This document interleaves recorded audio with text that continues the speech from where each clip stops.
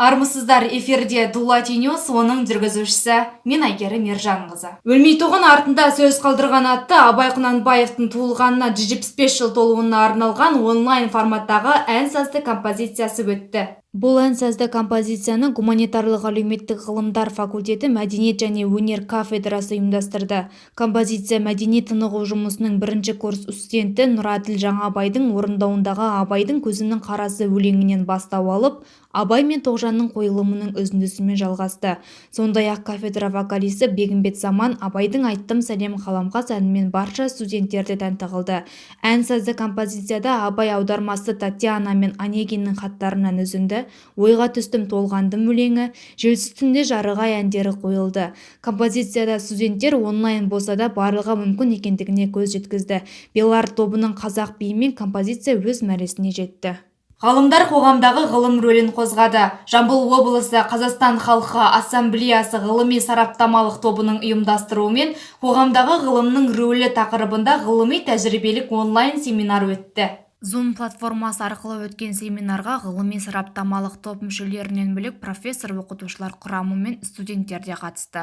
Іс-шараның модераторы университет ректоры, Жамбыл облысы Қазақстан халқы ассамблеясы ғылыми сараптамалық тобының төрағасы Махметқали Нұрғалиұлы қоғамдық ғылымның алатын орны жайлы сөз қозғады. Семинарға Қырғыз ұлттық университетінің профессоры, Қазақстан халқы ассамблеясы ғылыми сараптамалық топ мүшесі Шавкат Исмаилов қатысты.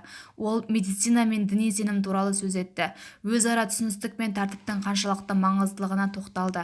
Келесі баяндамашы Тараз мемлекеттік педагогикалық университетінің доценті, философия ғылымдарының кандидаты Расылхан Ербосынұлы қазақ ағартушылығының қалыптасуы мен дамуы тақырыбында баяндама жасады. Ғалым қазақ ағартушылығын зерттеуде бүгінгі күні жаңа әдістердің қажеттілігін сөз етті. Университетіміздің жас ғалымдар кеңесінің төрағасы, доцент Жанғазы Молдамұратов онлайн семинарда өз ойымен бөлісті. Баяндамасында ынтымақ пен бірлікті сақтауда қандай жұмыстар атқару керек деген сауалға жауап берді. Сонымен қатар ұлтаралық байланысты нығайтуда қазақ тілі басты күшке айналу керегін баса айтты. Семинарды түйіндеген Қазақстан халқы ассамблеясы кафедрасының меңгерушісі Парида Иманжанқызы патриотизм ұлттық бірлікті сақтаушы негізгі күш тақырыбында баяндама жасады. Өз сөзінде баяндамашы жастарды өз іс-әрекетімен үлгі бола отырып тәрбиелеудің маңыздылығын айтады.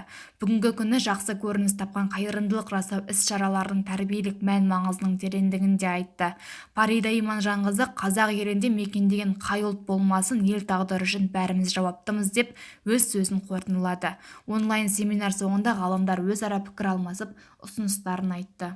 Осымен апта жаңалықтары аяқталды. Келесі кездескенше қош сау болыңыздар.